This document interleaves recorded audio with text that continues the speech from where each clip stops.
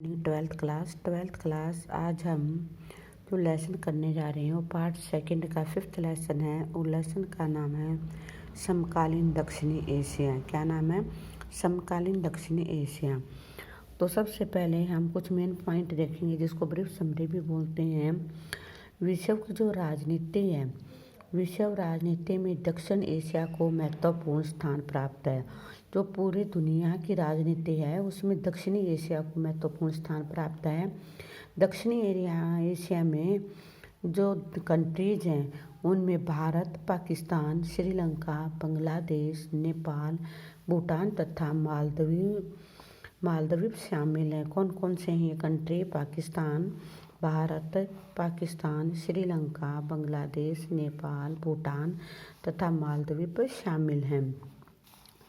दक्षिण एशिया के 7 देशों ने क्षेत्र में आर्थिक विकास के लिए 1985 में सार्क की स्थापना की। यानी ये 7 देश इन्होंने अपने आर्थिक विकास के लिए 1985 में सार्क की स्थापना की।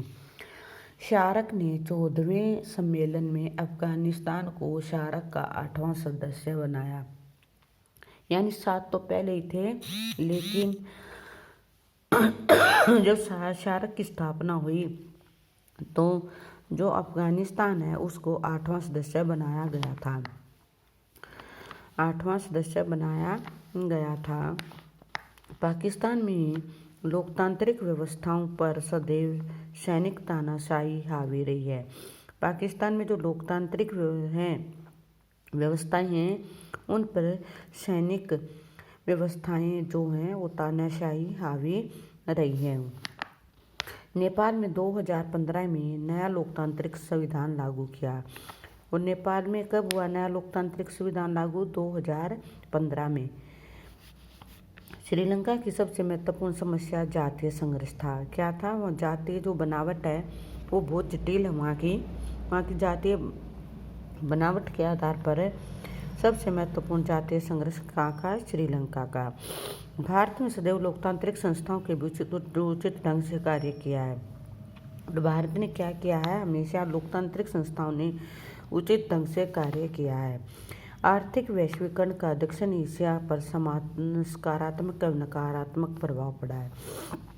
आर्थिक वैश्वीकरण जो पूरी दुनिया की ग्लोबलाइजेशन है उसका दक्षिणी एशिया पर सकारात्मक अच्छा, जिसके अच्छे पॉइंट भी नज़र आए, नकारात्मक बुरे पॉइंट भी नज़र आए, वो प्रभाव पड़ा है।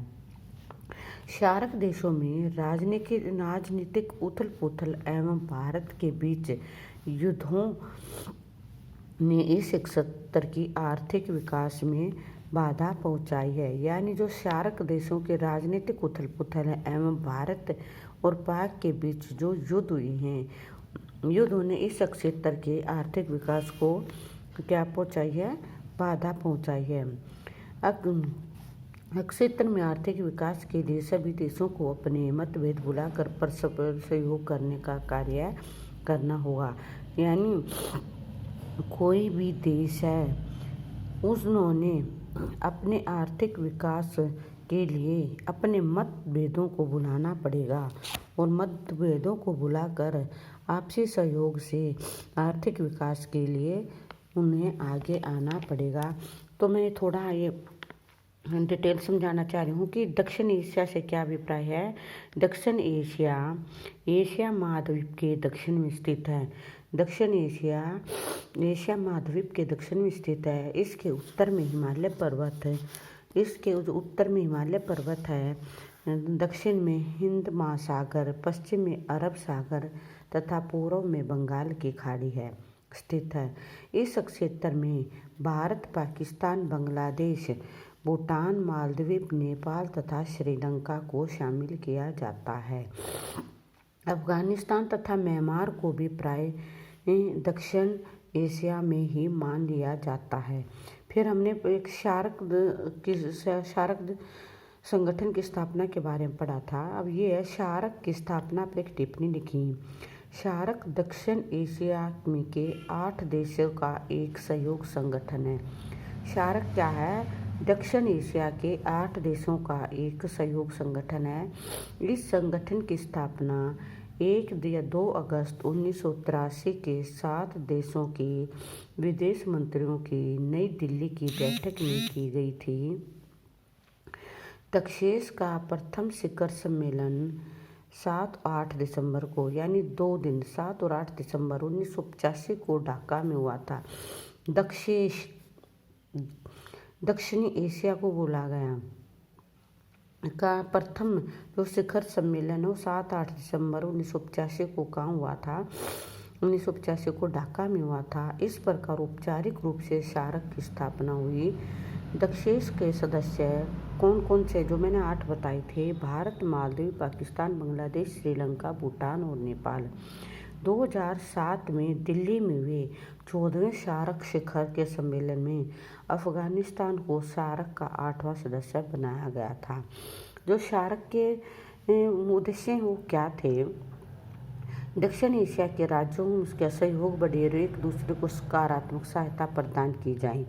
ये किसके उद्देश्य हैं? ये सार्क के मुख्य उद्देश्य थे। दक्षेस राज्य अपनी आपसी समस्याओं का समाधान शांतिपूर्ण ढंग से करें। क्षेत्र में अधिक से अधिक सामाजिक और सांस्कृतिक उन्नति करना। दक्षिण एशिया के देशों का सामूहिक आत्मविश्वास पैदा करना। अंतर्राष्ट्रीय संबंधों में आपसी सहयोग मजबूत करना। अन्य क्षेत्रीय और अंतर्राष्ट्रीय संगठनों में सहयोग करना। ये हमारे सार्क के मुख्य उद्देश्य थे। तो ये कुछ हमने जो थोड़ा आइडिया लेकर चैप्टर को पढ़ाया है, उसमें मेन पॉइंट उनको रखा है। बहुत इम्पोर्टेंट चैप्टर है, बहुत ध्यान से इसको सुनना और बहुत अच्छी तरह इसको याद करना। Okay, thank you.